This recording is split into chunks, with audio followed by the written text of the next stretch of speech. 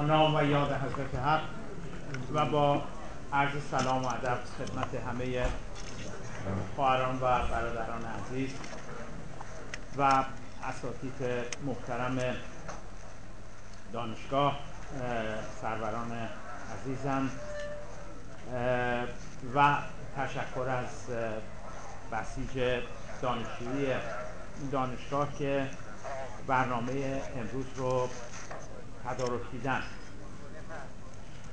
بنده معتقدم که سیاست خارجی هر کشوری از جمله جمهوری اسلامی ایران علالقاعده تابعی بایستی باشه از منافع ملی اون کشور. یعنی باید ببینیم که منافع ملی ما کدام جهت رو نشون میده که سیاست خارجی ما در اون جهت گام برداره. جمله معروفی هستش از یکی از سیاستمداران مشهور انگلیس، بنجامین دیزرایلی، که میگه که یک کشور نه دوستان ثابت داره نه دشمنان ثابت، ولی یک کشور یا برای یک کشور اونچه که ثابت میماند و باید بماند منافع ملیش هستش. حالا ما هم ممکنه که دوستانی در طول زمان داشته باشیم و ممکنه که دشمنانی در طول زمان داشته باشیم و تغییر پیدا بکنن، همچنان که کشور عراق از ابتداء انقلاب روابطش با ما خصمانه بود، منجر به جنگ شد و بعد از پایان جنگ هم همچنان روابطش با ما خصمانه بود. ولی دولت جدید، حکومت جدید، رژیم سیاسی جدیدی که در عراق هست از تقریباً قریب به 10 سال پیش، خب روابط ما بسیار با این کشور دوستانه و صمیمانه است. بنابراین دوستان و دشمنان ثابت نمیمونن، بلکه اون که ثابت است منافع ملیه. در این حال یک رویکرد دیگری هست در خصوص نظام‌ها و رژیم‌هایی که نگاهشون بر اساس ایدئولوژی است و نه بر اساس منافع ملی. بنابراین این کشورها، این نظام‌ها کشورهای دیگر رو بر اساس منافع ملی دوستی و دشمنیشون رو تعریف نمی کنن و رابطه باهاشون برقرار نمی کنن، بلکه بر اساس نگاه ایدئولوژیکشون است. نمونه چنین تفکری نظام جمهوری اسلامی ایران است که نگاه در سیاست خارجی در حقیقت ایدئولوژی هست بیش از اون چه که منافع ملی باشه.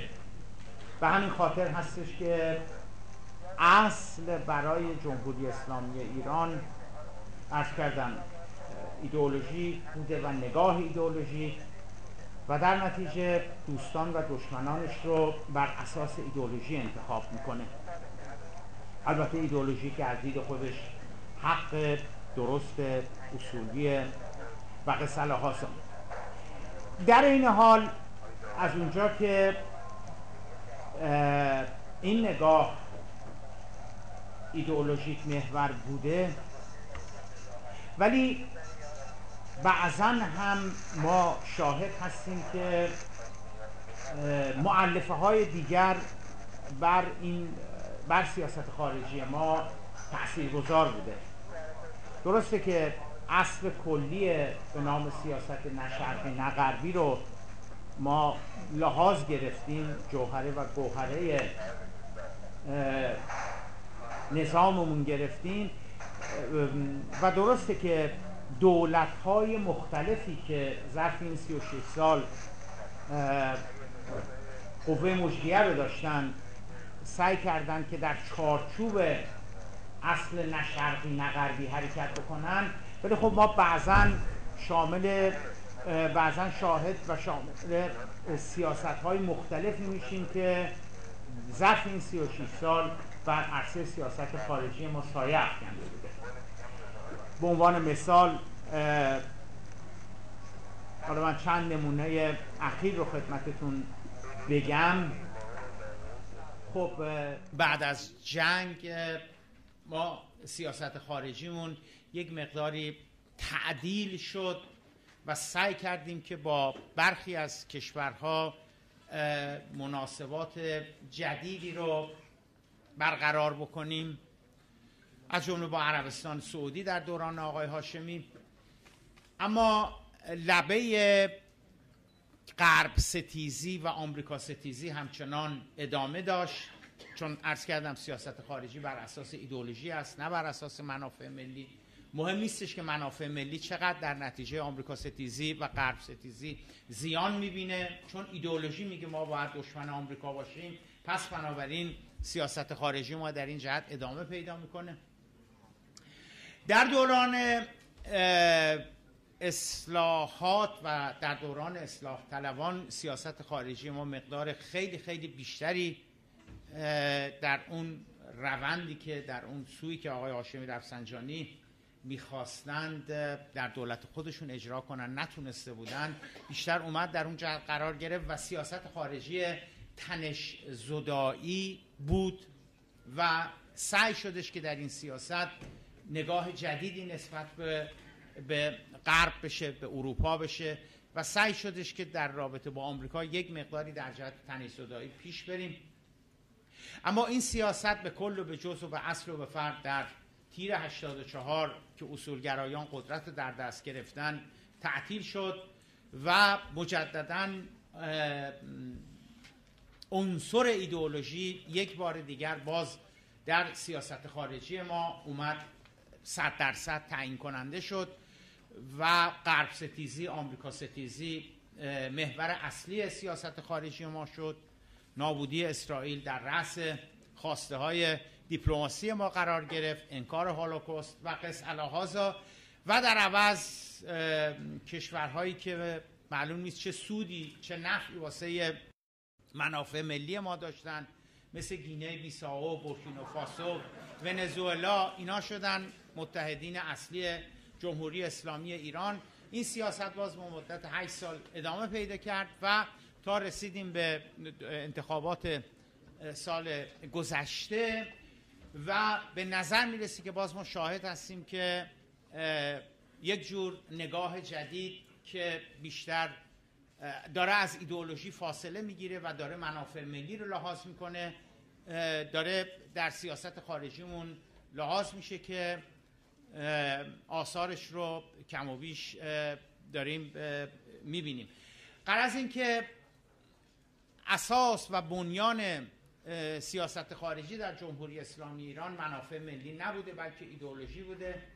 مهم نبوده که منافع ملی چقدر ضرر زیان ببینن، مهم این بوده که ایدئولوژی پیش بره، آمریکا ستیزی پیش بره و در عین حال تلاش‌های صورت گرفته بوده که در دولت‌های مختلف، حداقل برخی از دولت‌ها بعد از جنگ حداقل، که به جای نگاه ایدئولوژیک محور به سیاست خارجی یک مقداری منافع ملی لحاظ بشه. کنم 10 دقیقه تمام شد.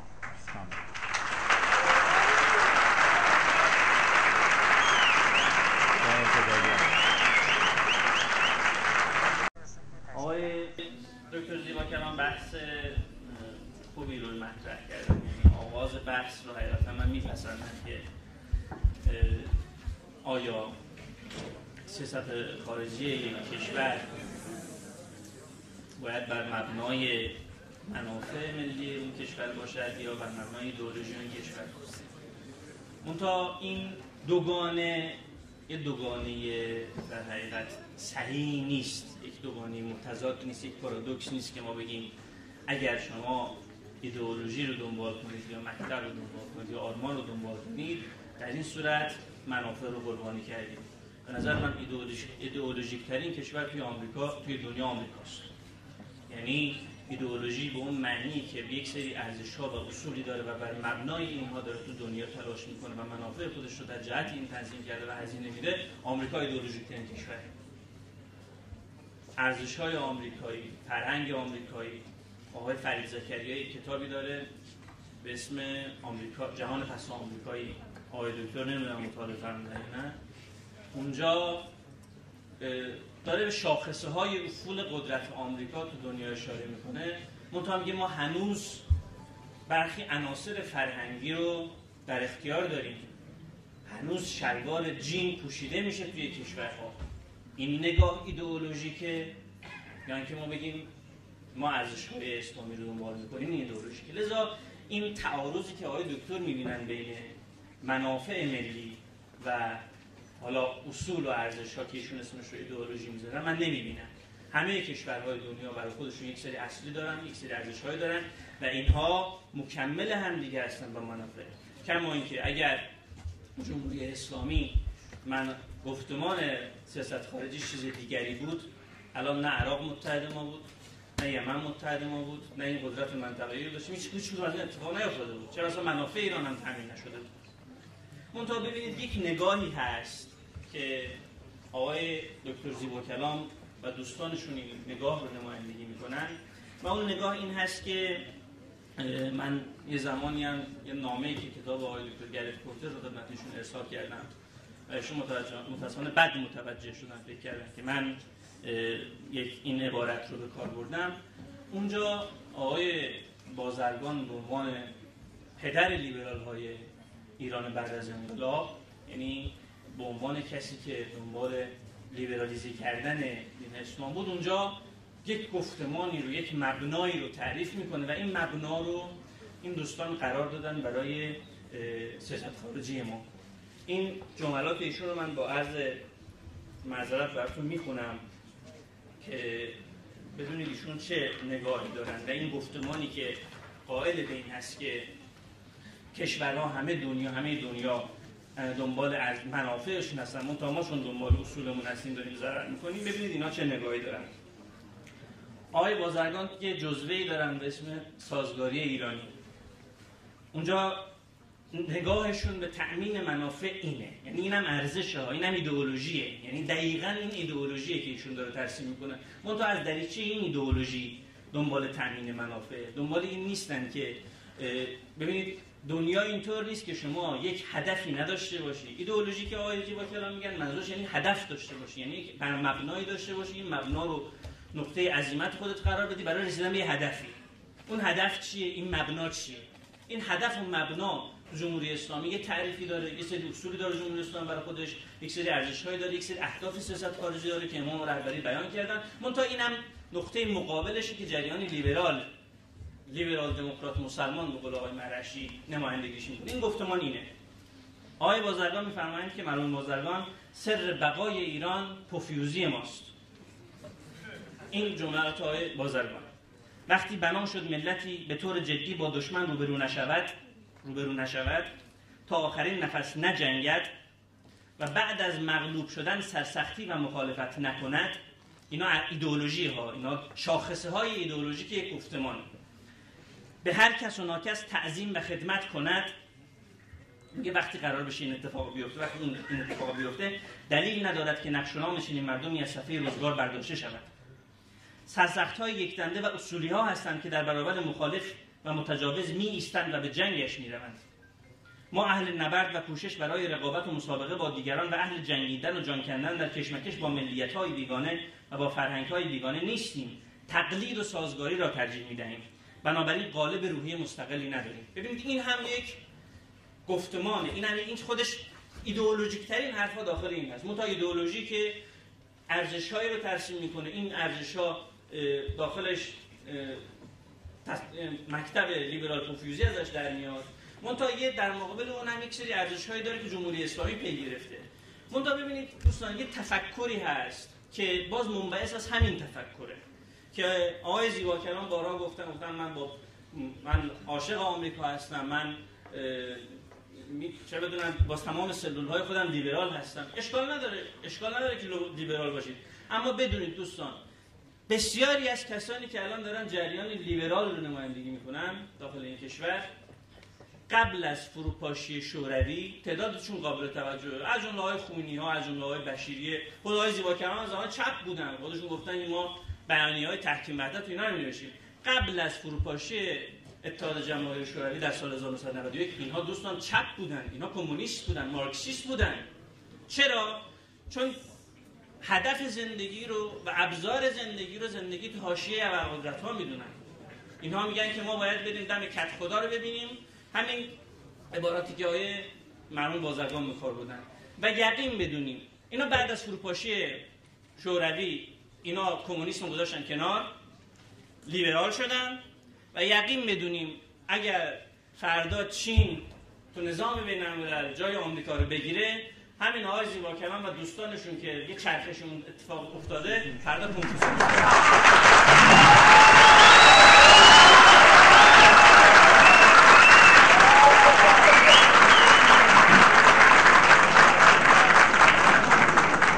جزایری عزیز ببخشید دکتر، ما بحثمون بررسی عملکرد سیاست خارجی جمهوری اسلامی ایرانه، تفاوت سلیقه‌های شخصی رو هم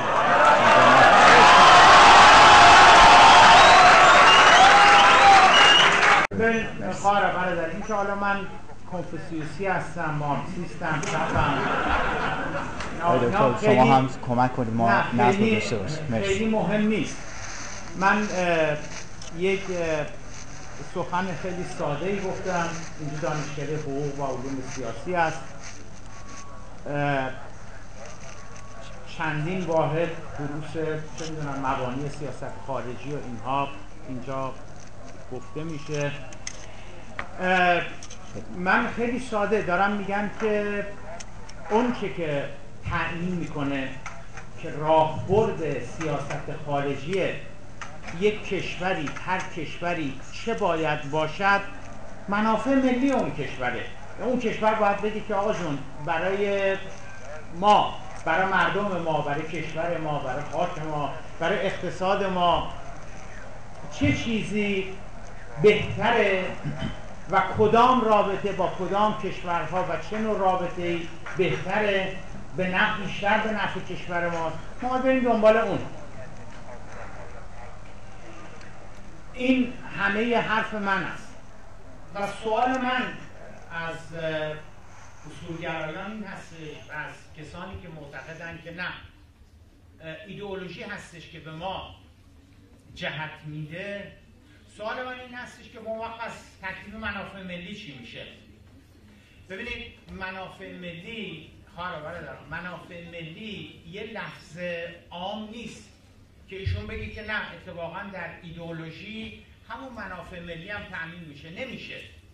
اگه شما رفتید دنبال ایدئولوژی ممکنه که منافع ملیتون تامین بشه، ولی خیلی جاها ممکنه منافع ملیتون تعیین نشه، به نفع منافع ملیتون نباشه، ممکنه خیلی جاها به نفع ایدئولوژیتون باشه، چون اساس برای شما ایدئولوژی هستش. و خیلی از رفتارهای جمهوری اسلامی ایران رو فقط شما در چارچوب ایدئولوژی هستش که میتونیم بفهمیم. یعنی اگه آدم بپرسه که مثلا چرا جمهوری اسلامی ایران اصرار داره که این سیاست رو اعمال بکنه، این سیاست خارجی رو، در حالی که این سیاست خارجی مشخصه که به ضرر جمهوری اسلامیه، از نظر اقتصادی به ضررش، از نظر سیاسی به ضررش، از نظر جایگاهش در عرصه بین المللی به ضررش، از هر نظری که نگاه بکنید به زیان جمهوری اسلامی هستش. چرا اصرار داره جمهوری اسلامی این سیاست رو ببره جلو؟ پاسختون این هستش که برای اینکه با ایدئولوژیش همخوانی داره، برای اینکه با ایدئولوژیش سازگاری داره. حالا من میتونم مثالهای خیلی زیادی بیارم که در این 36 ساله ما منافع ملیمون رو قربانی کردیم، گذاشتیم زیر پامون، منافع ملیمون رو له کردیم برای اینکه از نظر ایدئولوژی وقت عقب نیفتیم. ببینید همین بحث هسته‌ای در حدود 10 سال پیش، 11 سال پیش در اواخر دوران دولت آقای خاتمی مطرح شد. سیاست اصلاح طلبان سیاست کجدار و مریض بود در خصوص بحث هسته‌ای. یعنی چی؟ یعنی ما ضمن اینکه برنامه هسته‌ایمون رو میبریم جلو، با یه سرعتی ببریم جلو، بعضن کندش بکنیم، بعضن متوقفش بکنیم، بعضن ببریم جلو، منتها دنیا رو سعی کنیم در مقابل خودمون قرار ندیم. تو اون 2 سال آخر که مسئله هسته‌ای مطرح شد، این سیاست جمهوری اسلامی ایران بود. به نظر من در این سیاست چیزی که لحاظ شده بود منافع ملی بود، ایدئولوژی نبود. به همین دلیل بودش که عرض کردم سیاست کجدار و مریض رو در خصوص بحث هسته‌ای واقع کرد. 2 سال بعدش اصولگرایان انتخابات رو برنده شدن، آقای احمدی نژاد شدن رئیس جمهور و همه قدرت افتاد دست اصولگرایان، هم مجلس، هم قوه قضاییه، هم سپاه، هم جهاد، هم بسیج، همه جا افتاد دست اصولگرایان. آقای احمدی نژاد در پرتو نگاه ایدئولوژیک محور به کل، به جز، به اصل و به فرع سیاست هسته‌ای رو گذاشت کنار. یه سیاست هسته‌ای کاملا رادیکال، به قول خودشون انقلابی رو در پیش گرفت. ایشون حتی برگشت گفتش که خیانت شده به مصالح و منافع ملی ما. ایشون گفت خیانت شده، لغت خیانت رو به کار برد. گفتش که تیم مذاکره کننده تعلیق 2 سال قبل گفت اینا همه خیانت بوده و به دنیا اعلام کرد که دنیا، ما با تمام سرعت، با تمام توان برنامه هسته‌ایمون جلو میبریم، شما هر غلطی میخواین بکنین. اینو به دنیا اعلام. یعنی برنامه هسته‌ای ما بر اساس منافع ملی دیگه به جلو نمیره، بر اساس ایدئولوژی به جلو میره. حاصلش چه شد؟ حاصلش این شدش که پرونده هسته‌ای ما از شورای حکام در وین رفت به شورای امنیت در نیویورک و تمام بدبختی‌ها و مصیبت‌هایی که بعداً به دنبالش آمد. آقای احمدی نژاد هم یک صدا اعلام کردن که هر قطعنامه‌ها کاغذپاره است، هر قد دلتون میخواد علیه ما قطعنامه بدیم و بعدم گفتن انقدر قطعنامه بدیم که قطعنامه دونتون پاره بشه و ما هم شروع کردیم آقای احمدی نژاد رو تشویق کردن و ترغیب کردن که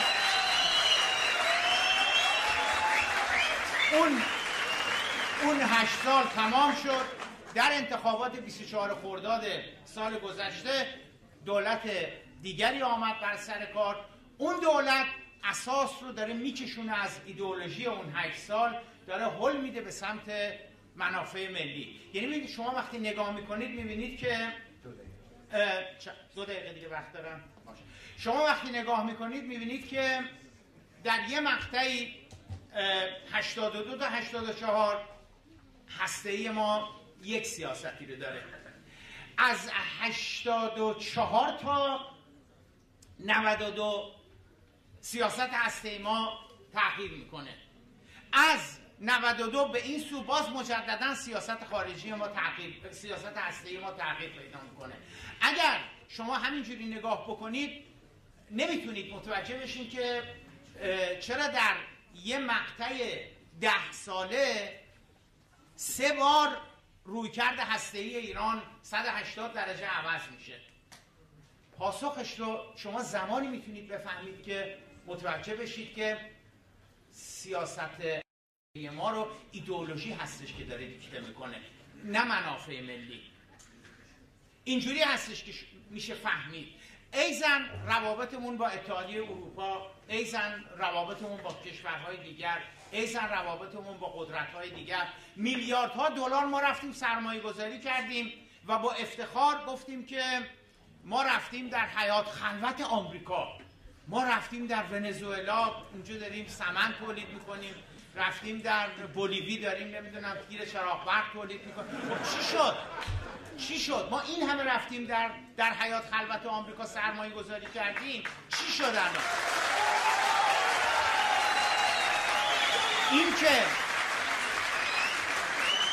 این که چرا، یعنی تنها منطقی که مثل همون سیاست هسته‌ای. سیاست هسته‌ای رو شما فقط در پرتو نگاه ایدئولوژیک محور میتونین بفهمین که چجوری کشوری داره به منافع ملیش اینجوری آتیش میزنه به خاطر اینکه از نظر ایدئولوژی پیشرفت داشته باشه. سرمایه‌گذاریایی که ما تو آمریکای لاتین هم کردیم همین چی شد سرمایه‌گذاریامون؟ الان سرمایه‌گذاری که تو ونزوئلا کردیم، تو بولیوی کردیم، تو نمیدونم نیکاراگوئه کردیم، اون یکی به ما بدهی داشت، بدهی رو راه رضای خدا ازش گذشتیم اینا. خب الان چی به دست آوردیم؟ هیچی. فقط از نظر ایدئولوژی ما میتونستیم بگیم ما رفتیم در حیات خلوت آمریکا و واشنگتن الان به لرزه در اومده که ما واشنگتن میخندید به ما به اون کارهایی که ما میکردیم. ببینید دوستان، من از همین حرفای دکتر استفاده میخوام بکنم. استفاده مهمی هم هست. این نکته مهمیه، یه خلأ بزرگیه توی دوستان ایشون و اون خلأ داشتن برداشت غلط از نظام بین الملل هست. ببینید، خب من حالا دوست ندارم در حقیقت از این عبارات به کار ببرم، منتها اخیراً نامه آقای زیباکران برای اعطای جایزه صلح نوبل با آقای مطهری رو شنیدید. ایشون به جای کشور سوئد، به جای کشور نروژ به کشور سوئد نامه نوشت. این نه، خواهش می‌کنم نخندید، منظور من این نیست. آقای جبرائیلی عزیز، این جزء مطالب سیاست خارجه هست یا نه؟ بله. هستش؟ بله. بفرمایید.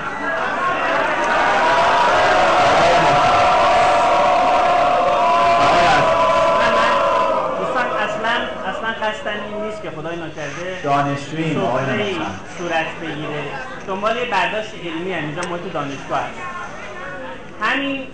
همین نگاه به جریان اصلاحات و جریان لیبرال ایرانی حاکم هست. یعنی اشتباه‌های متعددی به دلیل عدم داشتن شناخت کافی از محیط بین الملل دوستان مرتکب میشن. خب آقای زیباکران و رفقاشون میگن که ما میتونیم بریم گفتگوی تمدن‌ها بکنیم، رابطه رو با اروپا خوب کنیم، رابطه رو با آمریکا خوب کنیم و منافعمون رو تامین کنیم. خب قبلش باید مطالعه کنن که به قول ایشون بورکینافاسو برای محصولات ما بازار دارد، ونزوئلا برای محصولات ایرانی بازار دارد، یا آلمان و انگلیس و فرانسه و آمریکا دارد. این یک شاخص دیگه عرض می‌کنم خدمتتون. بعد میرم سر بحث همین اقتصادی که فرمودن و فوق لیسانس بندم مرتبط هست، به همین امکان بپردازم. ببینید آقای خاتمی خاطرتون باشه با شبکه CNN یه مصاحبه‌ای کرد و یه تعابیر بلندی در راستای همین تنش‌زدایی و ایجاد روابط حسنه بین ایران و آمریکا، تعابیر بلندی راجع به مردم آمریکا اینا به کار برد. حتی واژه شهید که واژه مقدسی برای ملت ایران و در چارچوب مفهوم و شریعت اسلامی می‌گنجه برای آقای ابراهام لینکلن به کار برد. چرا؟ گفت آقای ابراهام لینکلن ملت آمریکا در راه آزادی شهدای گرانقدری تقدیم کرده و نمونه بارز اون شهید ابراهام لینکلن است و که با بردهداری مبارزه کرد. این که میگم دوستان درک درستی و شناخت درستی از محیط بین الملل ندارن اینه. و این سخنرانی از خود آقای ابراهام لینکلن که شهید راه آزادی برده هاست، من الان تقدیم شما میکنم. کتاب شما گوگل سیاسی دیگه اینجا، کتاب آقای اندرو لینکلیتر آرمانگرایی و واقع گرایی، صفحه 138. این بخش از سخنرانی آقای ابراهام لینکلن اینجا آمده. بر همین فرد که مبارزه کرده برای آزادی برده ها و اینا و از نظر خاتمی در این راه شهید شده. میگه هدف اصلی من در این مبارزه نجات اتحادیه است. اتحادیه یعنی آمریکا، این که ایالت‌ها متحد شده بودن، و نه حفظ یا از میان بردن بردگی. اگر می توانستم اتحادیه را نجات دهم بیان که هیچ برده ای را آزاد کنم، این کار را میکردم. و اگر می توانستم این کار را با آزاد کردن تمام بردگان انجام دهم، این کار را میکردم. و اگر می توانستم تنها با نجات برخی بردگان به این هدفم برسم، اون کار رو میکردم. کاری که من درباره بردگی و نژاد رنگین پوست میکنم به این علت است که معتقدم این کار به نجات اتحادیه کمک میکند. ببینید فردی که با یه هدف دیگه ای رفته کاریو کرده مثلا تا به اهداف خودش برسه، ما می‌بینیم شهید راه آزادی برده‌است.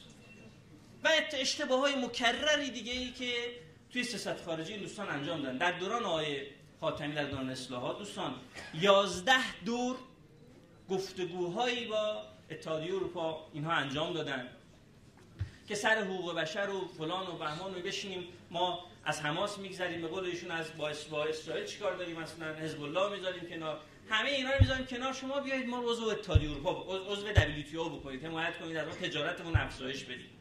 آخرش چی شد؟ بعد از 11 دور بی‌حاصل اتفاق خاصی نیفتاد. سرانجام گفتن آقا برید مسائل دیگر رو حل کنید، هسته‌ایشون رو حل کنید، تا اون مذاکرات بی‌فرجام موند. اینه آیا روش تأمین منافع ملی؟ این آیا این نگاه ایدئولوژیک نبود که بخواست به منافع ملی منجر بشه؟ الان میگن آقای زیبا کلام، من کاری با احمدی نژاد ندارم، آقای احمدی نژاد بیشترین انتقادات رو همین جریان اصولگرایی با احمدی نژاد داشت. آقای احمدی نژاد روزی که سال 84 اومد شرکت کرد گفت من اصولگرا نیستم، تمام. آقای احمدی نژاد از محاسنش جریان اصولگرایی حمایت کرد، همونطوری که از محاسن آقای روحانی امروز حمایت میشه. و از معایبش انتقاد کرد، همونطور که الان از معایب آقای دکتر روحانی انتقاد میشه. اخیراً من خودم یادداشت نوشتم از آقای رئیس جمهوری آقای دکتر روحانی حمایت کردم. اینی که نگاهمون، ببین دوستان، جریان اصولگرایی واقعی، من کاری ندارم، هر جریانی بالاخره آفت‌هایی داره. جریان اصولگرایی واقعی واقعا به فکر تامین منافع جمهوری اسلامی و کاری به چکی سفید به چک کسی نداره. در دوران آقای احمدی نژاد که ایشون میگن ما در مقابل دنیا ایستادیم و دنیا رو از خودمون ناراحت کردیم، نفت چقدر شد؟ $110. الان اومدیم داریم تنش‌زدایی میکنیم، نفت شده $40. اگر و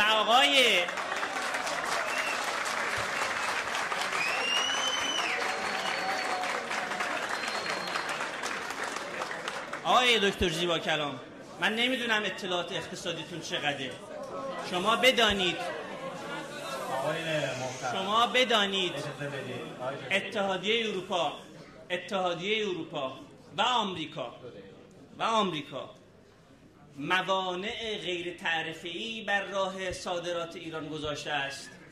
موانع غیر تعرفه‌ای بر صادرات ایران گذاشته که فقط مواد خام رو از ایران میخره. من چند سال پیش خدمت یکی از دوستان در وزارت خارجه بودم، با هم صحبت می‌کردیم. مدیر کل آفریقای وزارت خارجه بود، فکر کنم اسمشون رو فراموش کردم. گفت یکی از شرکت‌های تراکتورسازی ما ورشکست داشت میشد.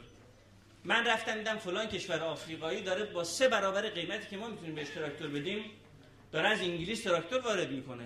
میگه اومدم این شرکت رو بردیم اونجا، قراردادی بستن، تراکتور صادر کرد اونجا، هم از ورشکستگی نجات پیدا کرد، همون بندگان هم درآمد برای منافع ملی تامین شد، همون بندگان خدا براشون. شما نمیتونی به انگلیس تراکتور صادر کنی آقای زیبا کلام، شما نمیتونی به اتحادیه اروپا حتی کفش نمیذارن صادر کنی. حمایتگرایی یا پروتکشنیسم که یکی از اینا خودشون رو طرفدار تجارت آزاد معرفی میکنن، بزرگترین صدها موانع رو برای واردات کالا از کشورهای مثل ایران گذاشتن. شما فکر میکنید ما الان تو این دوره تجارتمون با آلمان افزایش پیدا کرده؟ یکی از انتقادامون اینه به دولت آقای بانی. فکر میکنید بیشترین واردات ما از آلمان چی بوده؟ گندم. واقعا ما رفتیم با اتحادیه اروپا داریم تنش‌زدایی میکنیم که گندم وارد کنیم. ایرادات بسیار زیادی آقای جبرائیلی عزیز، ایرادات بسیار زیادی وجود داره توی این جهتگیری سیاست خارجی. ونزوئلایی که ما رفتیم سرمایه‌گذاری کردیم، این سرمایه‌گذاری رو اجازه نمیدن این کشورهای غربی ما اونجا بکنیم. جناب جبرائیلی عزیز،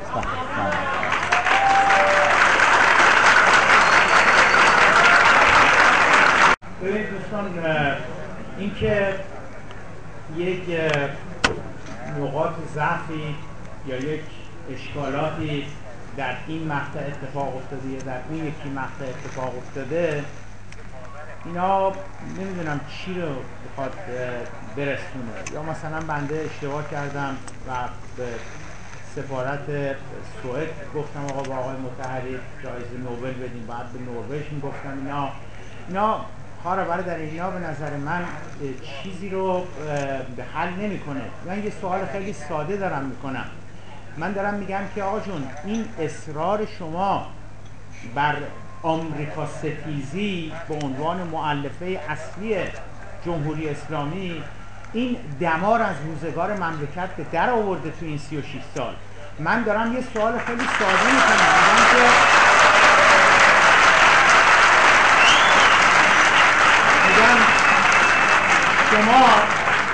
شما یک نمونه، بیشترم نه، یک نمونه فقط نشون بدید که آمریکا ستیزی و اصرار بر دشمنی با آمریکا چه سود و چه حاصلی برای منافع ملی ما داشته. و من یک دوژین مورد نشون میدم به شما که اصرار بر آمریکا ستیزی چجوری تیشه زده به ریشه منافع ملی ما. یه نمونهش، شما همتون دوستان به یادتون میاد که نفت آذربایجان قفقاز، این قرار بودش که بره برای بازارهای جهانی، یعنی بره برای غرب، بره برای دریاهای آزاد. شما وقتی رو نقشه نگاه میکنید، مناسبترین، اقتصادی ترین راه برای اینکه نفت آذربایجان برسه به بازار آزاد بین المللی از طریق ایران هستش و 2 میلیون صادرات نفت آذربایجان هستش. این 2 میلیون رو اصطلاحاً بهش میگن سواب، یعنی ما در شمال کشور 2 میلیون بشکه نفت میگرفتیم در روز از آذربایجان و از مخازن جنوبمون در خوزستان این 2 میلیون رو به هر کجا که آذربایجان مشتریاش بود ما صادر میکردیم، میفرستادیم میرفت. انتقال فیزیکی 2 میلیون بشکه نفت صورت نمیگرفت، ولی ما بشکه‌ای $3، $4، $5 که عرف بین الملل هست از حق ترانزیت میگرفتیم. به علاوه اون 2 میلیون بشکه نفتی که در شمال کشور از آذربایجان میگرفتیم، این 2 میلیون بشکه رو تصفیه میکردیم، پالایش میکردیم و شما ببینید که چقدر از نظر رشد و توسعه اقتصادی، ایجاد صنعت، ایجاد اشتغال، اینا کمک میکرد به آذربایجان و به مناطق شمالی ایران. در این حال چقدر باعث تقویت جایگاه ایران در عرصه بین‌المللی میشد وقتی ایران پلی بود برای انتقال 2 میلیون بشکه نفت در روز برای اروپا یا برای ژاپن یا هر کجای دیگر. خب ببینید، ما همه اینا رو از دست دادیم. آمریکایی‌ها گفتن که مگر از این جنازه ما رفتیم که ما اجازه بدیم این 2 میلیون بشکه نفت بیاد از ایران رد بشه و از شرکت‌های نفتی خواستن، به تحمیل بهشون کردن علیرغم میل باطنی شرکت‌های نفتی، چون برای شرکت‌های نفتی هم ارزان‌تر بود که نفت از طریق سواب ایران انجام بشه. خط لوله کشیدن 1800 و خورده کیلومتر از بندر باکو به بندر جیهان در دریای سیاه و از طریق خط لوله داره میره، یعنی انرژی هم مصرف میشه که پمپ بکنن این نفت رو به دریای سیاه. اینا وقتی من میگم که اصرار بر ایدئولوژیک محور بودن، اصرار بر اینکه شما برای مصالح و منافع سیاسی داخلی کشور مرگ بر آمریکا میگید، این صورت حسابو کی باید بده؟ این صورت حساب ملت دارن میدن. این هزینه ای هستش که مرگ بر آمریکا گفتن، اینا هزینه هایی هستش که حکومت مرگ بر آمریکا میگه، ملت اینجوری وقت باید هزینه شو بده. این همین داستان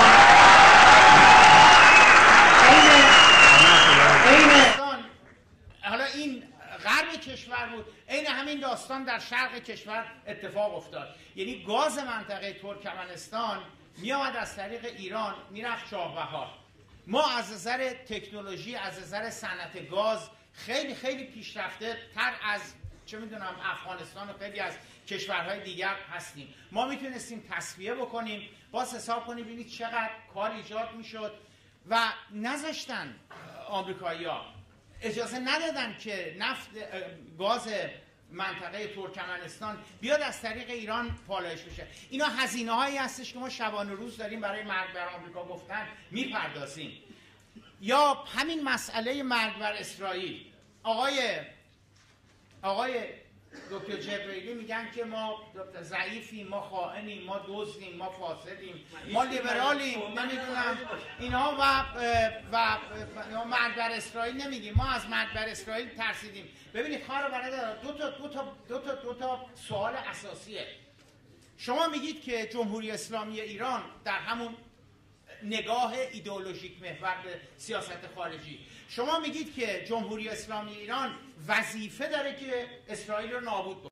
من اینجا اولین سوالی که دارم از نظام این هستش که این وظیفه‌ای که اسرائیل باید نابود بشه در به عنوان ستون سیاست خارجی جمهوری اسلامی ایران، این وظیفه رو کی داده به جمهوری اسلامی ایران؟ مردم ایران رفراندوم کردن، گفتن ما میخوایم اسرائیل نابود بشه. مجلس شورای اسلامی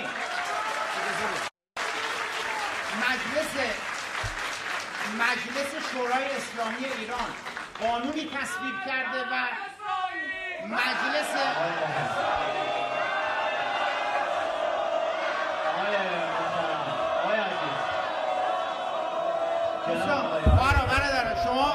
شما نه اجازه بدید، شما من جوابشون میدم. شما 24 ساعت رادیو و تلویزیون و کیهان و مجلس و نماز جمعه و اینا در خدمتتونه. ما 2 ساعت اینجا، 1 ساعتش مال منه، 1 ساعتش مال جبرئیلی. شما انقدر مستبد و دیکتاتور هستین که این رو هم اخلال میکنین.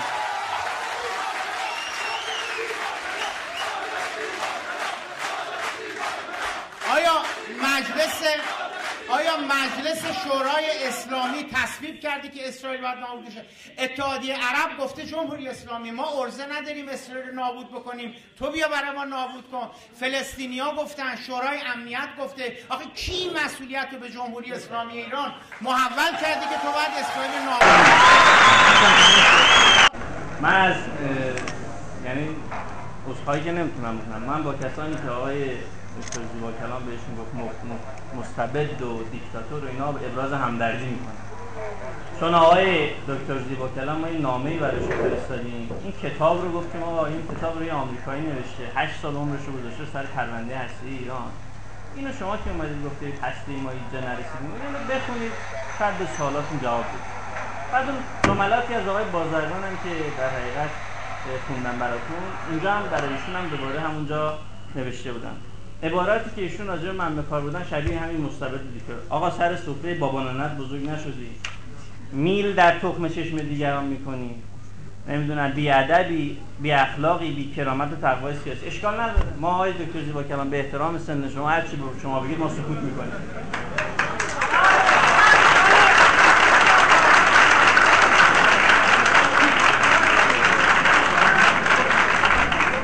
منتها دوستان من باز هم وقت من منتها دوباره برمیگردم به بحث منافع ملی جمهوری اسلامی و سیاست خارجی. ببینید آقای دکتر زیباکلام، شما فرمودید که ما نقش وانت رو بازی میکردیم، از آذربایجان اونجا میگرفتیم، این در تحویل میدادیم، اینجا شغل درست شده بود، راننده ها شغل داشتون درست شده بود. من اینجا به شما عرض میکنم، ببینید اروپایی ها وقتی گاز تولید میشه دوستان، تو عسلویه گاز استخراج میشه و استحصال میشه، باش میعانات گازی هم به دست میاد. این میعانات گازی کاربردی تا زمانهای اخیر برای ما نداشته. اروپایی ها میمدن همینا رو میخریدن، میبردن خاک خودشون استفاده میکردن و محصولاتشون رو میفروختن. یک پالایشگاهی در بندر عباس به اسم ستاره خلیج فارس تأسیس شد و خط لوله‌ای به طول 450 کیلومتر از عسلویه به بندر عباس کشیده شد و همین میعاناتی که از بس اروپایی‌ها نخریدن و دپو شدن و مخازن عسلویه پر شدن، نمیدونستیم چیکارش کنیم، و اروپایی‌ها نمی‌خریدن تا به ما پول بدن، اینها رو منتقل کردیم به ستاره خلیج فارس. فقط فاز اول اونجا الان از همون میعانات غازی 36 میلیون لیتر بنزین یورو 4 تولید میشه. این آیا اشتغالزاست یا نقش حمال رو ایفا کردن، از آذربایجان گرفتن این ودیعی که دیگه تحویل دادن و ترانزیت رو ایفا کردن، نقش ترانزیت رو ایفا کردن در رابطه با گاز؟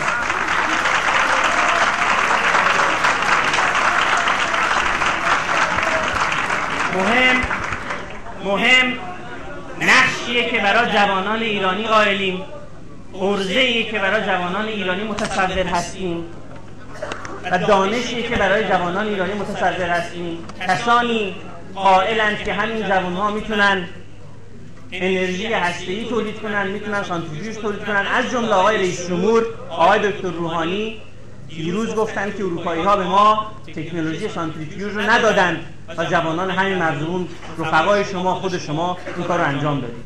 کسانی قائل به این هستند که ما میعانات غازی که دیروز دور میریختیم میتونیم تبدیل به بنزین کنیم، 36 میلیون لیتر نصف مصرف کشور رو تامین کنیم توسط همین جوونا. و کسانی قائل هستند که ما باید نفت رو خام بفروشیم به اروپا پولش رو بگیریم، نقش ترانزیت رو و نقش وانتباری رو ایفا کنیم و پولش رو بگیریم. قائل به این هستن. این دو تا نگاه متفاوته. همین الان اروپایی ها که ما رو تحریم کردن، سال 2012 اروپا واردات گاز از ایران رو، در حالی که گازی وارد نمی‌کرد، واردات گاز از ایران رو ممنوع کرد و سوئیس قراردادی که داشت با ما لغو کرد. سال 2010 هم اومده بود و سرمایه‌گذاری تو حوزه نفت و گاز ایران رو تحریم کرده بود. الان چه اتفاقی افتاده؟ الان با روسیه دچار مشکل شدن. از روسیه میدونید که اروپا کمترین، یعنی فقیرترین مناطق از نظر منابع گازی و نفتیه. اگر بخوام دقیق خدمتتون عرض کنم، 0.5% تا 0.8% ذخایر نفتی دنیا تو اروپا قرار داره، 1.4 تا 2% ذخایر گازی دنیا تو اروپا قرار داره. اینا به شدت وابسته به روسیه هستن و 50% گازشون از روسیه وارد میکنن. روسیه دچار مشکل شدن. مهمترین بحران تو روابط اتحادیه اروپا و روسیه در دوران پس از جنگ سرد به وجود اومده، بحران اوکراین به وجود اومده. هم روسیه ذخایرش کاهش یافته، همین بحران سیاسی به وجود اومده، هم روسیه دنبال مشتریهای آسیایی تا وابستگیش به صادرات به اروپا از بین بره و به منابع مالی اروپا. در این شرایط همین ترکمنستانی که ایشون گفتن، مرکز مطالعات انرژی دانشگاه آکسفورد یک مطالعاتی انجام داده، اکتبر 2014 منتشر کرده. من اینجا رفرنس رو دارم، اگه خواستید من تقدیمتون میکنم. اینجا گفته که آقا جون، ما بخوایم اگر از ترکمنستان گاز ببریم به اروپا، باید به آذربایجان از زیر دریای خزر باید رونه کشی بکنیم.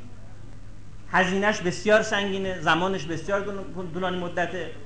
یک مطالعه دیگری که در حقیقت همین مراکز مطالعاتی اروپا،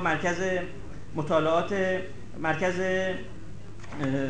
گاز طبیعی اروپا منتشر کرده، میگه تا سال 2025 اروپا این همه سرمایه گذاری کرده توی حوزه انرژی های تجدیدپذیر، فقط 15% انرژیش از این محل تامین میشه و بقیهش همچنان وابسته است به همین انرژی های سنتی و با روسیه که دچار مشکل شده هیچ چاره ای نداره جز بره سراغ ایران. چه اتفاقی افتاد؟ من جمله‌ام تمام کنم، حالا یه دقیقه با آقای دکتر زیباتر من وقتش اضافه کنم.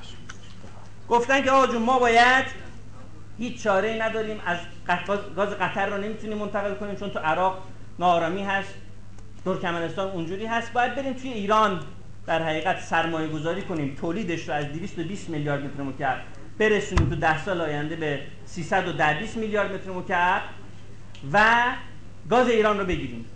انقدر وابستن به این گاز ایران که رفتن با آمریکا رایزنی کردن. همین طرح تحریم که آقای کرک منندز توی سنای آمریکا آماده کردن و در شورای به تصویب هست، اونجا رفتن گفتن آقا این تحریم صادرات، این پروژه انتقال گاز ایران به اروپا رو از تحریم مستثنا کنید و اونا کردن. اینقدر به این وابستن. ما اومدیم چیکار کردیم؟ رفقای آقای زیباکلام اومدن گفتن ما تامین میکنیم گاز اروپا رو.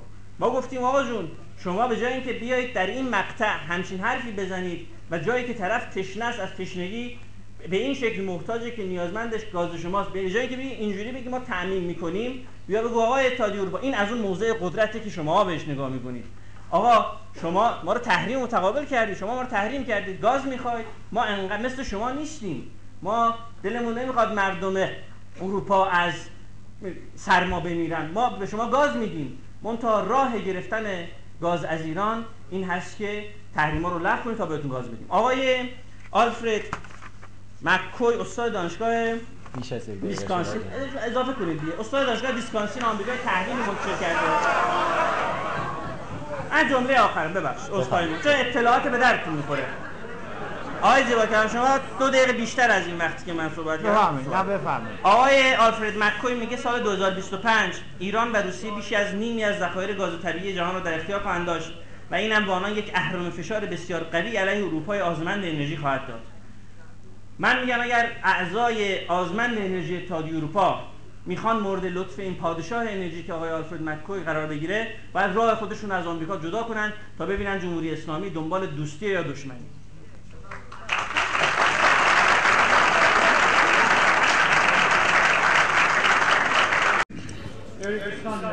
من دارم میگم که در نتیجه اصرار بر ایدئولوژی به نام آمریکا ستیزی که آمده تعیین کننده شده برای سیاست خارجی جمهوری اسلامی ایران، ما ضرر و زیان‌های هنگفتی داریم میدیم.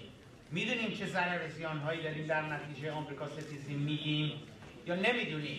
من اون چه که گفتم چه در مورد گاز که از منطقه ترکمنستان جلوگیری کردن آمریکایی‌ها، غربی‌ها، اروپایی‌ها و نگذاشتن این بیاد از ایران بره که بخشش رو تصفیه بکنیم، بخشش همونجوری که ایشون میگن به صورت میعانات گازی در بیاریم صادر بکنیم، همینا متوقف شد. تمام درآمدهای بالقوه‌ای که ما میتونستیم داشته باشیم.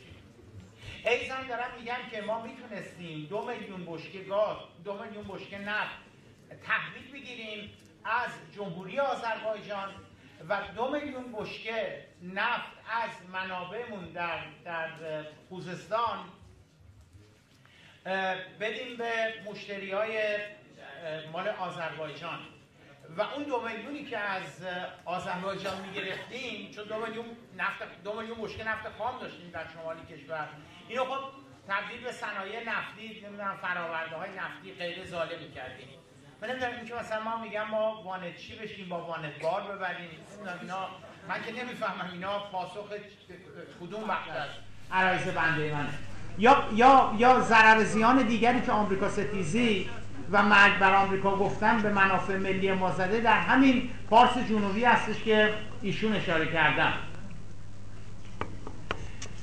پارس جنوبی یک منبع گاز عظیمی هستش که تقریبا اواخر دهه 60 کشف شد و خب اون موقع ما نمیتونستیم برای اینکه 1-2 سالش که حالا جنگ بود و تقریبا از دوران آقای هاشمی بهره برداری از فارس جنوبی و عسلویه و اینها شروع شد.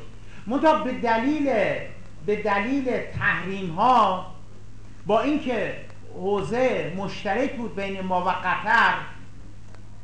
قطر 2 میلیونی که باید به اندازه ما برداشت میکرد به اندازه کشور 75 میلیونی، اونی که من میدونم این هستش که سال گذشته کل برداشت ما از حوزه پارس جنوبی، کل برداشت گاز ما بوده یه چیزی حدود 50 میلیارد مکعب. مال قطری‌ها 3 برابر ما بوده، یعنی اونا 100 میلیارد مکعب از ما بیشتر برداشت کردن که ما نتونستیم به دلیل تحریم ها، به دلیل اینکه ژاپنیه نیامد، کره نیامد، آمریکایی نیامد، نمیدونم اون یکی نیامد و اون یکی که میخواست بیاد آمریکایی‌ها گفتن حق نداری، اگه بریم ما چه میدونم نمیذاریم در آمریکا صادرات داشته باشیم، نمیذاریم بیاید در آمریکا سرمایه‌گذاری بکنید و قصه آزاد. ببینید خواهر و برادران، این 100 میلیارد مکعبی که قطری‌ها فقط در سال گذشته، در سال 92 بیشتر از ما برداشت کردن، باورتون نمیشه این به دلار میشه 40 میلیارد دلار. یعنی از کل درآمد نفتی که ما سال آینده خواهیم داشت هم بیشتر میشه. خب ببینید این کی آقای جبرائیلی، کی ضرر زیان اینا با کیه؟ من میگویم ضرر زیان اینا تمام ضرر زیان های مرگ بر آمریکا گفتنه. بعدم من دارم میگم آقا جون شما میگید که ما مرگ بر آمریکا حتما باید بگیم. آقای جبرائیلی این مرگ بر آمریکا گفتن که 36 سال چه دستاوردی برای شما داشته؟ چه دستاوردی واسه مملکت داشته؟ این یک. دو، اگر شما یه وقت هستید که شما منافع ملی رو لحاظ میکنید در سیاست خارجی، خب سوال منافع ملی ما در آمریکا ستیزی و مرگ بر آمریکا گفتن چه بوده در این 36 سال؟ من که هی میگم گازش اینجوری شد، نفتمون اینجوری شد، توی پارک جنوبی اینجوری ضرر زیان کردیم، تو عسلویه اینجوری از دست دادیم، اونجا اینجوری از دست دادیم. اینها این که مال اقتصادیش. اما شما میتونید همچنان بگید که درستی که از نظر اقتصادی ما هزینه‌های زیادی از دست دادیم، ضرر زیان‌های فراوانی به ما وارد شده. خب ملت میخوان، مردم ایران میگویند که بین آمریکا ستیزی و از دست دادن منافع اقتصادی ما دوست داریم بگیم آمریکا ستیزی، اعتقاد داریم اینها. آیا این واقعا در آخرین انتخاباتی که صورت گرفت در 24 خرداد سال گذشته، اونهایی که معتقد به آمریکا ستیزی بودند خب به کی رأی دادن؟ با آقای دکتر سعید جلیلی. چقدر بودن تعدادشون؟ 4 میلیون. خب 4 میلیون چه درصدی از رأی دهندگان میشه؟ 8%.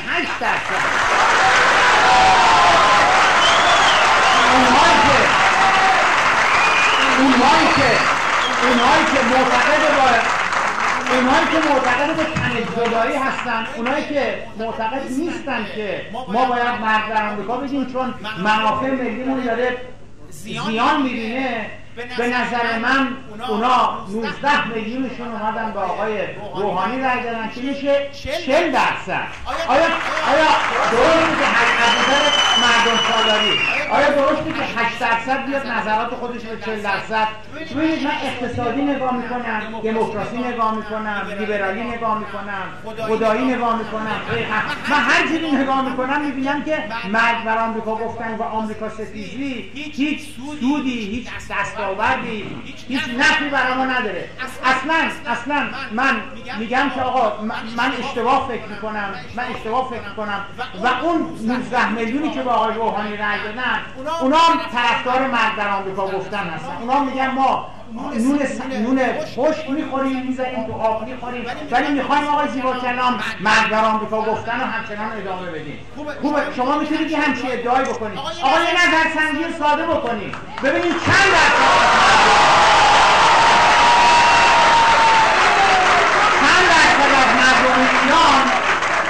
درصد از مردم ایران میگن حتما باید آمریکا ستیزی جزو سیاست خارجی ما باشه. این که دیگه میشه اینو انجام دادی یا جبرائیلی. یه نظرسنجی بکنیم اگر نصف علاوه که مردم ایران گفتن ما میخواهیم گرسنه بمانیم ولی مرگ بر آمریکا رو همچنان بگوییم، بسیار خوب، حق با شما. ولی من معتقدم آقای جبرائیلی در بهترین حالت تو اون نظرسنجی شما همون 8% که به سعید جلیلی رای دادن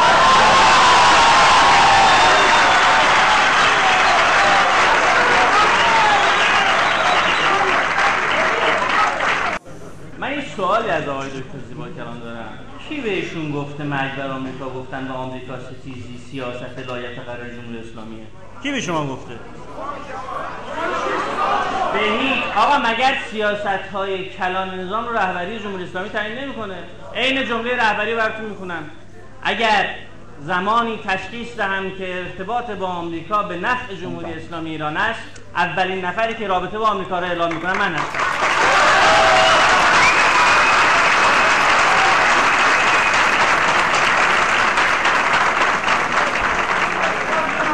من یاد آقای عطریانفر افتادم. حقیقتاً سالها بود که دنبال این بودم که دوستان کسی بلاکار یا پوسته دستش نباشه. مرسی. سالها بود من دنبال این بودم که این روش تحلیل رو چجوری بیان کنم که آقا یه دروغی رو بگی بر مبنای اون و تحلیل بکنی. آقای اطریانفر اومدن این مدلی که به کار میبرن دوستان اصلاح طلب اینو قشنگ توضیح دادن، هست متنش تو دادگاه سخنرانی کردن، اونجا گفتن بابا ما میگفتیم 2 تا 5 تا 5 تا 10 تا 4 10 تا 40 تا 2 40 تا 80 تا همه این بعدیا درست بود، اما اون یکی میگفت ما برگرد بیا عقب اون 2 تا که گفتی 5 تا نمیشه 4 تا میشه. آقای زیبا کلام این که شما بگید که سیاست خارجی جمهوری اسلامی مبناش آمریکا ستیزی یه دروغ بزرگی شما ابداعش کردید، اصلا به هیچ معنی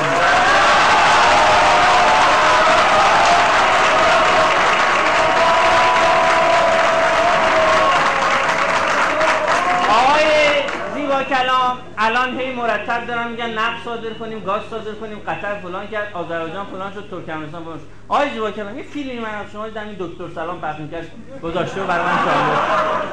آقای زیبا کلام اونجا میگن که ما اصلا من معتقدم گندم برای چی تولید کنیم، گندم هم باید وارد کنیم. این که میگم نگاه راهبردی نیست اینه دوستان. ایشون معتقدن باید نفت و گاز صادر کنیم، جاش چی وارد کنیم؟ گندم وارد کنیم. خب یه لحظه اجازه بدید. جناب آقای جبیلی عزیز، جناب جبیلی عزیز ببخشید معذرت میکنم، ما صحبتمون رو منافع ملیه، خصوصیت شخصی که نداره. فردا که نفت و گاز تموم شد میخوای چی بفروشی گندم وارد کنی؟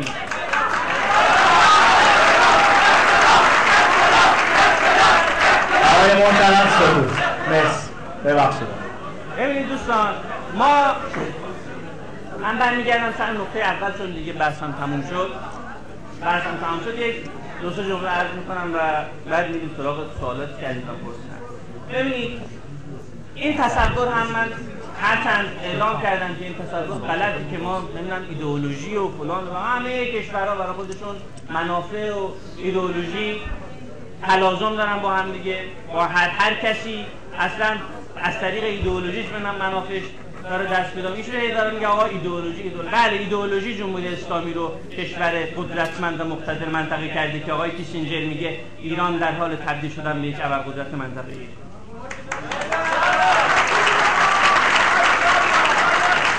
جناب جبیلی عزیز اولین سوال رو بفرمایید قرائت کنید و پاسخ بدید.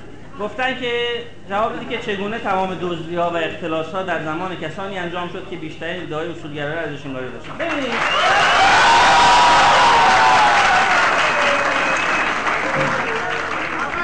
ببینید دوستان، حالا من یک نمونه اخیر رو برای شما مثال میزنم و جواب میدم.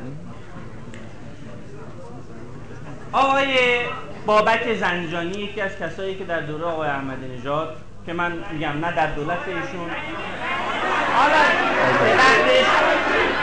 به وقتش به رحیمی آقای محترم به وقتش به آقای رحیمی هم نظم و رعایت به وقتش فقط این جمله رو داشته باشید که کسانی که فساد آقای رحیمی رو پیگیری کردن به ایشون رو فرستادن اوین آقایان نادران توکلی و زاکانی بودن. هیچ کدوم از آقایان اصلاح طلب ما یک گزارشی منتشر کردیم آقای رحیمی یک فردی رو گذاشته بود در ارشاد اسم نمیبرم، ایشون تمام رسانه‌های اصلاح طلب رو کنترل کرد، یک کلمه تیتر علیه فساد رحیمی نذارن. دوستان دور خردادی اینها الان مدعی هستن که ما فساد رحیمی نذاری. بابک زنجانی خوبه برای دوستان روشن میشه. ببینید دوستان بابک زنجانی چی بود؟ پدیده بابک زنجانی پدیده‌ای بود که ما به خاطر اینکه آقای روحانی هم الان اومدن گفتن که ما با افتخار اعلام میکنیم که تحریم‌ها رو دور میزنیم، تصمیمی بود که همون موقع هم گرفته شده بود که تحریم‌ها دور زده بشه. بابک زنجانی در حقیقت نفت رو گرفته برده فلان کرده و بفروشه پول آورده بخش اختلاس کرده دزدیده فلان کاری ندارم. اما دوستان بدونیم همین دوران تنش‌زدایی و دوران دولت راستگویان هم همین داره تکرار میشه. 1.2 میلیارد دلار فقط یک قلم میشه که چیکار کردن؟ دادن به یک فردی گفتن شما این نفت رو بفروش. همون بابک زنجانی ثانی گفتن همین دولت گفتن ببر شما بفروش پولشو بیار. یارو برده پولشو نیاورده مسدود شده فلان شده. گفتن خب حالا چیکار کنیم؟ یه ستاد تدابیر ویژه هست، تدبیر کردن نفتی که اونور پولش اونور بلوکه است، اینو به ازای اون پولی که اونجا مونده بانک مرکزی بابتش 1.2 میلیارد دلار ریال داده به دولت که بفرما خرج شد. اگر بابک زنجانی فساد بود چرا کسی به کار دستش نباشه بیارش کن. اگر بابک زنجانی فساد بود نباید تکرار بشه. اگر یه شیوه دور زدن تحریم بود که داخلش اشکالاتی بوده گذشته و حال الان هم هست. من ارزم ممنونم. متشکرم از جوابتون. سوال من از آقای جبرائیلی این هستش که ما در بحث مذاکرات هسته‌ای در واقع کلام رهبری رو به عنوان فصل الخطاب در نظر می‌گیریم. اگر به این شکل هست چرا زمانی که ایشون حمایت تامه خودشون رو از مذاکرات ابراز میکنن یه عده به خودشون جرأت میدن که مذاکره کننده های ما رو خائن در واقع تلقی کنن و اینکه من خواست از ایشون بپرسم که معیارهای در واقع خط قرمز انقلاب چی است؟ چرا زمانی که آقای ظریف با جانکری حالا ولو یک زمان کوتاهی رو در خصوص اطلاع و پیشرفت این کشور و پیشبرد آرمان‌های انقلاب دارن انجام میدن ایشون رو در واقع خائن تلقی میکنن و این رو اینطور تلقی میکنن و میباورونن که ایشون خط قرمزهای انقلاب رو زیر پا نهاد. از آقای زیباکرم سوال ندارید؟ از آقای زیباکرم سوال ندارید؟ آقای دکتر مرندی میهمانانی اومده بودن، آقا خانم لورت که نویسندگان و محققان آمریکایی بودن هستن و قبلا عضو شورای کارمند شورای امنیت ملی آمریکا بودن. اینها من روز قبل از این در حقیقت شکست مذاکراتون مورد تعیین شده با مرندی صحبت می‌کردم. آقای دکتر مرندی گفت که چجوریه؟ گفتم من اگر آقای دکتر ظریف و تیم آقای دکتر روحانی بیان و توافقی بکنن که هم چرخ سانتریفیوژها بچرخه و هم تحریم ها برداشته بشه خودم میرم فرودگاه استقبال آقای دکتر ظریف. فردا این آقای لورتاین آوردن گفتن که شما الان خوشحالید که شکست خورده؟ گفتم نه، من به آقای مرندی دیروزم گفتم که اگر توافقی انجام بشه که هم ما بتونیم سانتریفیوژها هم بچرخه هم تحریم ها لغو بشه ما میریم استقبال میکنیم، خودمون میریم. من همینجا هم قول میدم اگر این توافق رو انجام بدن من هم یادداشت می‌نویسم ازشون تشکر میکنم هم شخصا به استقبالشون میرم فرودگاه گل میندازم گردنشون. اما دوستان ببینید یک جریانی، حالا شما تشخیصتون آقایان محترم سکوت، اما یک جریانی خواهان این هست که تحریم ها لغو نشود، 10 سال بعد شروع بشه کم کم لغو شدن، منتها برنامه هستی تعطیل بشه. اینو ما نمیدونیم. کسی هم به آقای ظریف و اینا خیانتکار نگفته، هر کسی این گفته کار غلطی کرده و این مورد تایید جریان اصولگرایی نیست. ببینید نه شما خبرگزاری فاش پرینتشو همین الان برو بگی اگه ما کلمه خیانت رو به کار برده باشیم شما هر چی خواستید من به شما میگم. عرضم به خدمت شما نه این تصور و این پیش‌فرض غلطه که ما نگاهمون در حقیقت نگاه منفی هست به دوستان تیم مذاکره کننده. منتها رهبری هم گفتن شما نباید منتظر باشید که من حتما یه چیزی بگم بعد شما راه بیفتید اون کارو بکنید بعد من اگه نگفتم نکنید. این نیست. ببینید در خبرگزاری فارس شما در ایام مذاکرات ببینید، همین ایام ببینید تیترهای اول تا سوم چهارمون حداقل یکیش به اظهارات آقای ظریف یا عراقچی یا دیگران اختصاص پیدا کرده. این حمایت نیست، انعکاس نظرات اینا. خود ما با آقای عراقچی میشینیم صحبت میکنیم، اینها حمایت نیست. اگر نمیخواستیم، اگر خیانتکار میدونستیم اصلا خبرش رو پوشش نمیدادیم. این پیش‌فرض غلط. لذا من دوباره تاکید میکنم اعضای تیم مذاکره کننده هسته‌ای با همون تعریفی که از اصولگرایی ارائه کردم که اصولگرایی کسانی رو که منافع ملت رو و منافع جمهوری اسلامی تامین میکنن دستشون هم میبوسن. یک سال از جناب آقای دکتر زیباکرم. ممنون. اعوذ بالله من الشیطان الرجیم. عرض خیر مقدم خدمت میهمانان محترم، تبریک به مناسبت ولادت با سعادت بانوی صبر یادتون باشه حضرت زینب سلام الله علیها. ما در شهادت حضرت زینب وفاتشون در خدمت های دکترم بودیم، یک سوالی رو مطرح کردیم که هنوز به جواب نرسید. بفهمید. اما سوال اینجا موجودیگری هم خوبه، اما سوال مطرحه. بسم الله الرحمن الرحیم. آقای دکتر زیبا کلام، شما قرآن مطالعه میکنید یا نمیکنید؟ خدای نکرده. سوال آقای محترم اجازه بدید، معذرت میخوام. جناب آقای خیروانی عزیز، آقای خیروانی، سوالتون در راستای منافع ملی سیاست خارجی هست؟ سوال دقیقاً در راستای. بفرمایید. سوالتون رو بفرمایید. سوال مطرحه. خب این سوال آقای دکتر زیبا کلام می‌فرمایند سوال عقیدتیه. آقای دکتر زیبا کلام می‌فرمایند چه کسی مجوز مبارزه با اسرائیل را به جمهوری اسلامی داده است؟ احسن. چرا ما باید ایدئولوژیک برخورد کنیم و منافع ملی را رها کنیم؟ سوال بنده تمام شد. سوال رو بپرسید. بفرمایید. ان الله لا ینهاکم عن الذین یقاتلونکم فی الدین. قرآن کریمی که اگر خونده باشید می‌فرماید خداوند متعال شما را از مبارزه با کسانی که در دین با شما جنگ دارند نهی نمی‌کند. سوال بنده انشاء یک کوچولو داره، دوستان به اندازه 20 ثانیه تایم بگیرن.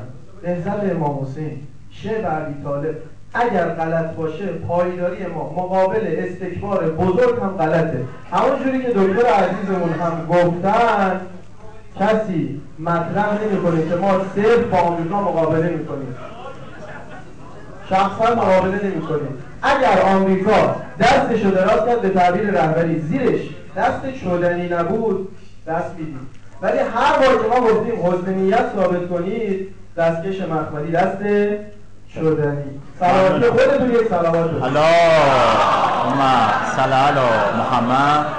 آقای خیروانی ممنون هستم. متشکرم.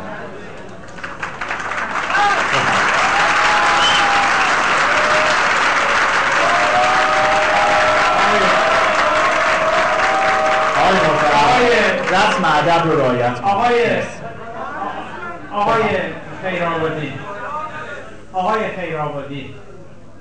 آقای خیرآبادی، اگر شما برای مسلمانان فلسطینی همونقدر دل می‌سوزوندی که برای مسلمانان چچنی و چینی، منم با هم عقیده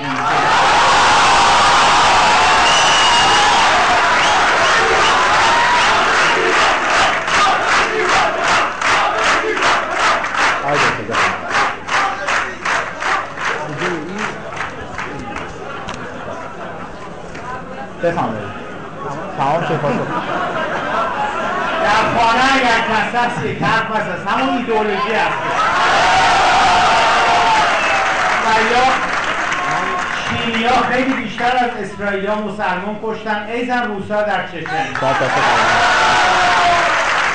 ایزن آقای جبرائیلی خوش میکشن. دوستان من یه یادداشتی، حالا وقت داره دکتر از خودشون اجازه داره، من یادداشتی اون موقعی که مسلمانان در حقیقت چین اونجا درگیری پیش اومده بود و کشته می‌شدن و اینا، توی ایالت چی بود آقای دکتر؟ سینکیان. توی ایالت سینکیان بود.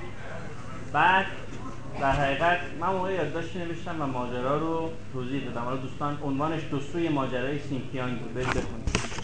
بعد معلوم شد اینا یک جریان تجزیه طلب هستن که حالا اسلامشون هم زیاد با اسلامی که در حقیقت اسلام واقعیش نمیخونه. الان خودش هم عرض می‌کنم خدمت شما که اینا دنبال جریان تجزیه طلب هستن، دنبال جریان تجزیه هستن. همونگونه که ما در داخل ایران جلوی تجزیه وایستادیم، طبعا به هر کشوری هم اجازه میدیم جلوی تجزیه کشورش رو بگیره. پشت این تجزیه کی بود؟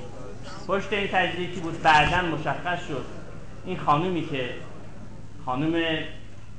اسمش فراموش کرد، این خانومی که دنبال در حقیقت رهبری این جریان رو به عهده میگیره، در حقیقت ارتباطات ویژه‌ای با آمریکا داره. 4 روز بعدش هم عکسش تو بغل دالای لاما کنار بوش منتشر شد. این اسلامی بود که اونجا. ممنونم. بسم الله الرحمن الرحیم. من سوالم از آقای جبرائیلی.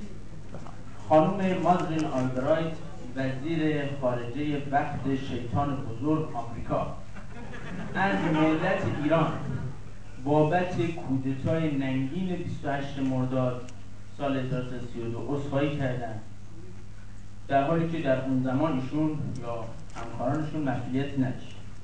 من از حضرت عالی و جریان اصیل اصولگرایی، نه این جریان پایداری که شما ممکنه قبول نداشته باشین یا داشته باشین، یه خواهشی دارم، مثل خانم مادلین آلبرایت صادق باشین و به جهت خیانتی که در حمایت صریح خودتون و همکاران و دوستان و جریان‌های سیاسی چه در سال 88 و چه در سال 88 از جناب آقای محمود احمدی نژاد رئیس جمهور محترم ایران داشتیم عذرخواهی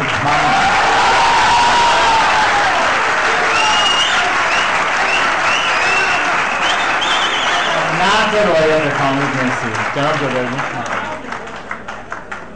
بعد از ایشون آقای کریمی تشریف بیارن. بفرمایید. خانم آلبرایت اشاره کردن که زمانی که مسئولیتی نداشتن اومدن یه عذرخواهی کردن.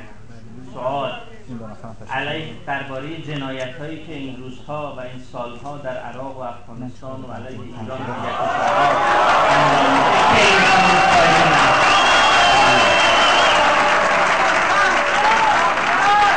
ما صداقتمون صداقت آمریکایی نیست، صداقت خودمون رو داریم. سپاس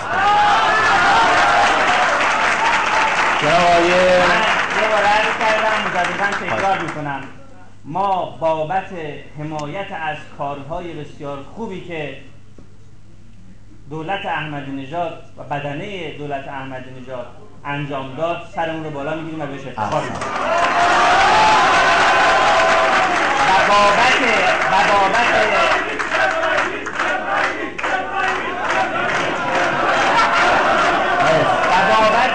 و بابت ایراداتی که دولت آقای احمدی نژاد داشت همون موقع منتقد بودیم و هم الان منتقد هستیم. بسم الله الرحمن الرحیم. من دانشجوی علوم سیاسی نیستم، ولی یک سوالی همیشه آقای محترم ذهن من رو به خودش درگیر کرده بود که دقیقاً تعریف منافع ملی یعنی چی. لذا به خاطر همین مطالعاتی تو زمینه علوم سیاسی داشتم، دیدم هر نگاهی هر مکتبی یک تعریف خاصی از منافع ملی ارائه میده و یک تعریف اینقدر این تعریف قابل کش آمدن که هیچ کس نمیتونه بگه دقیقاً منافع ملی یعنی چی. حالا من خواستم به شما بگم آقای دکتر زیباکلام خیلی تلویحی از زمان سیاست خارجی زمان اصلاحات دفاع میکردن. ببینید دوستان، این 8 سالی که زمان دوران اصلاحات زمان آقای خاتمی بالاخص اینجوری سیاست ما اینجوری که ایشون سیاست تمیز دلایل پیش گرفته بود، آیا من سوال دارم با تعریف منافع ملی که خود آقای زیباکلام رو قائلن، آیا واقعا منافع ملی ما تامین شد؟ یعنی اینجوری که آقای خاتمی میرفت تو پاسپورت‌های اجازه بدید آقای محترم. اجازه بدید آقای صدیقی عزیز ببخشید بعد شما تشریف بیارید. آمد اینجور که اصلا ما دولت آمریکا رو فراموش میکنیم، اینجور که سیاست خارجی این دولت فعلی اجازه میدن این سیاست خارجی این دولت فعلی که اینقدر در اصل سیاست خارجی واداده هست، نفت $110 رو آوردن به نفت $50 به خاطر آقای عبدالسلامی سوالتون چیه؟ اجازه بدید دوستان سکوت. سوالتون رو بفهمید. سوال من اینه که من خواستم در سوال از جمهور مطرح اون خواهد می‌فرمودم شما چگونه می‌خواید اقتصادی مملکت رو مدیریت کنید. من می‌خوام بگم آقا ما یک مملکت رو مشکل داریم که داریم، اگر فساد در بعضی جاها هست اون بخاطر اجازه بده آقا یه مقدار اجازه بده. آقای عبدالسلامی سوالتو بپرس بفهمید. من میخوام بگم که این تفکری که آقای زیباکلام رو تبلیغ میکنه که ما زمانی کشور ما به آبادانی میرسه که ما بریم با کشورهای متخاصم به قدم کد خدا رو ببینیم، میخوام بگم این گونه نیست. اینجوری که ایشون میگه خب آقا مرسی ممنون. آقای صدیقی تشریف سوالتون بپرسید. آقای رضا صدیقی تشریف بیارید. ممنون.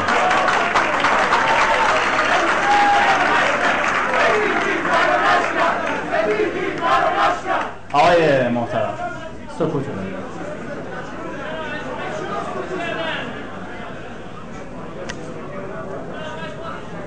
چشم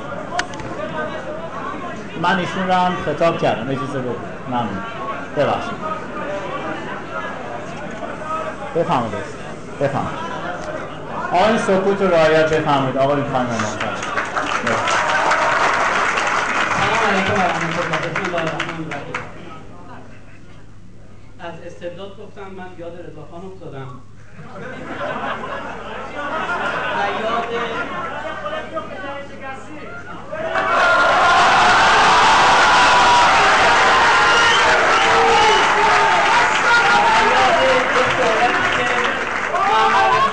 گفتش هر کس در حزب رستاخیز نیست از کشور بره. دیروز جناب آقای روحانی فرمودن که هر کس 24 خرداد رو درک نکرده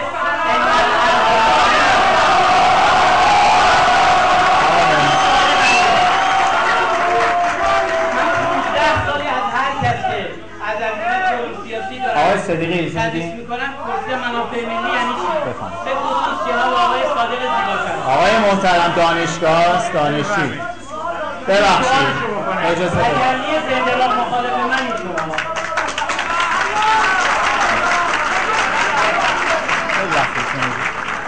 آیا تحصیل منافع ملی یعنی 6 میلیارد دلار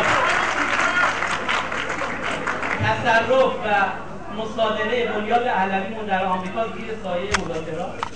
آیا 18 میلیارد دلار جریمه کرسنت؟ آیا 17 میلیارد آقا بگذارید سوالشون رو بپرسن.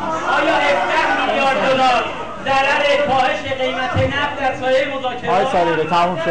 آیا جابجایی 7 میلیارد از ژاپن، هند و جای دیگه به حساب مسدود شده در ژنو که اجازه نداریم دست بزنیم؟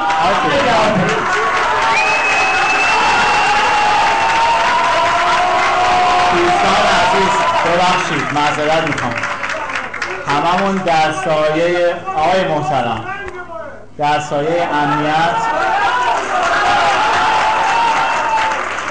آقای محترم اجازه میدید آقای دکتر زیبا؟ ببخشید من خواهش میکنم به خاطر امنیت خودمون، ادب خودمون، احترام به همدیگه اجازه بدید. عرض بنده من خواهش میکنم یک صلواتی بر محمد و آل محمد خواهد.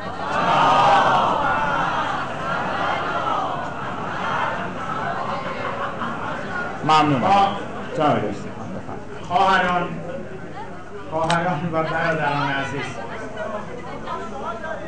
خواهران و برادران عزیز،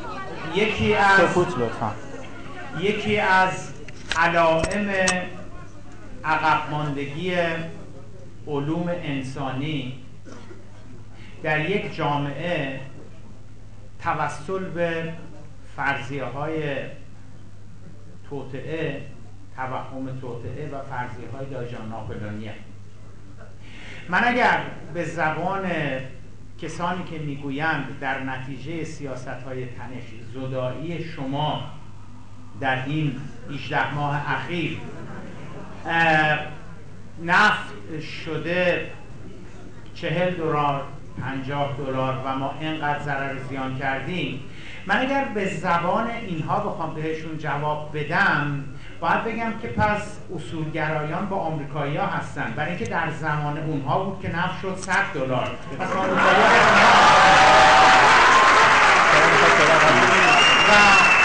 ولی دوستان بالا رفتن قیمت نفت و پایین آمدن قیمت نفت نه به واسطه این هستش که آقای احمدی نژاد در ایران رئیس جمهوره و نه به واسطه این هستش که یا آقای روحانی در ایران رئیس جمهوره. میگن مورچه افتاد تو کاسه آب، گفت دنیا رو آب برد. گفتن دنیا رو، گفت دیگه من دنیا هستم دیگه، من حالا شده نقل ما فکر میکنیم که قیمت نفت میره بالا، قیمت نفت میاد پایین به خاطر این هستش که در ایران کی رئیس جمهوره، کی نمیدونم رئیس دانشگاه هستش و قصه الهاش. این در حقیقت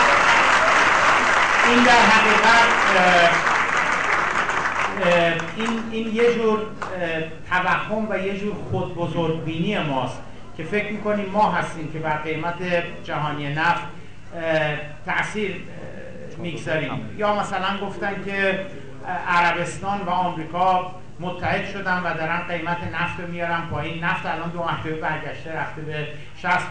خواهر و برادران، نفت یک کالا هستش و مثل هر کالای دیگری بر اساس عرضه و تقاضا میره بالا یا میاد پایین.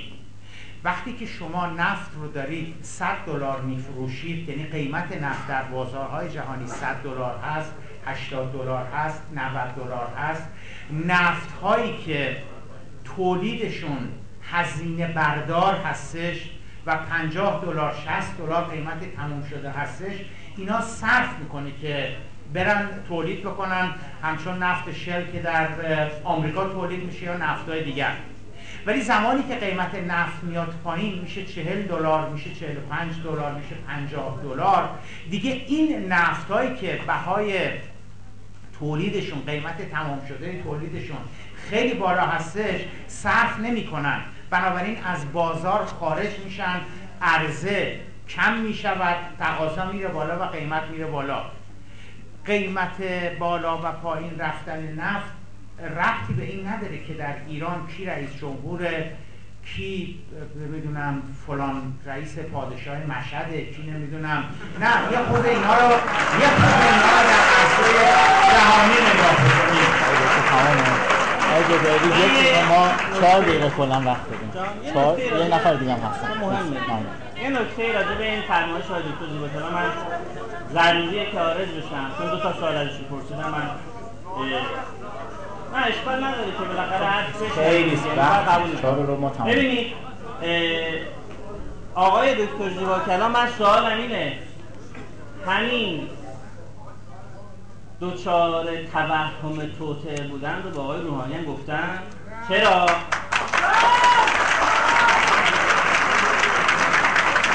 اگر نشنیدن آقای دکتر زیباکلام، من اینجا دوباره تکرار میکنم، هم آقای زنگنه اومدن گفتن علیه ما توطئه نفتی شده، هم آقای روحانی اومدن گفتن توطئه. آقای کریمی بفرمایید. دوستان آخرین نفر.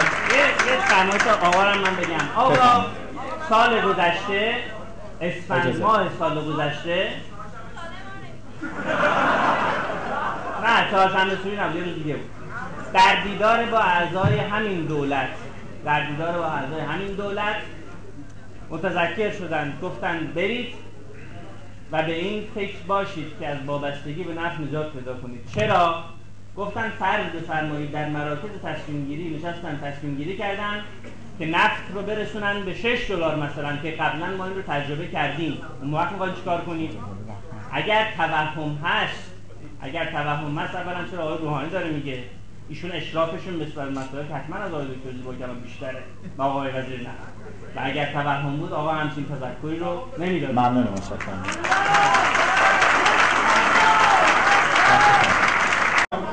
شما تو مناظره با آقای متقی فکر کنم 16/6/93 بود که تو دانشگاه تهران بود، یه سوالی کردید که من خیلی خوشحال شدم.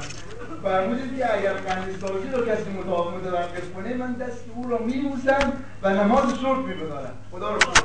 حالا اگر کسی غنی‌سازی رو متوقف کرد، خب شما عرضم به خدمت شما که مشکل ما فقط غنی‌سازی یا نه؟ این یک بحث دیگه. از این اگر شما باز به یک مطالعه حتما دارید دیگه، استاد دانشگاه تهران و ما اگه بخوام درس کنم خیلی طول میشه. آقای اوباما گفته که مشکل ما با آمریکا، احسن شما هم درست فهمیدن، سوال نیست، یک چیز دیگه گفته که آقای اوباما مشکل ما سوال دیگه، هسته‌ای، 2 حقوق بشر، 3 موشک بالستیک و 4 گروه تروریستی. اگر مشکل غنی‌سازی حل شد و شما نماز شکر خوندید، برای این سفر ما نماز شکر بخونید که در این کار بگم.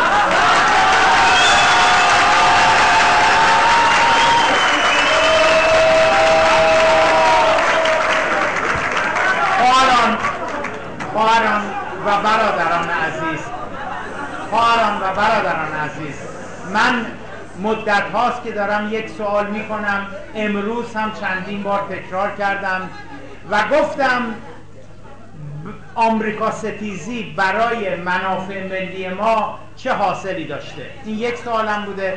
یک سوالی رو که 1-2 ساله دارم مطرح میکنم این بوده که هسته‌ای برای منافع ملی ما، برای اقتصاد ما چه گلی به سر رشد توسعه اقتصادی این مملکت زده. ممنون.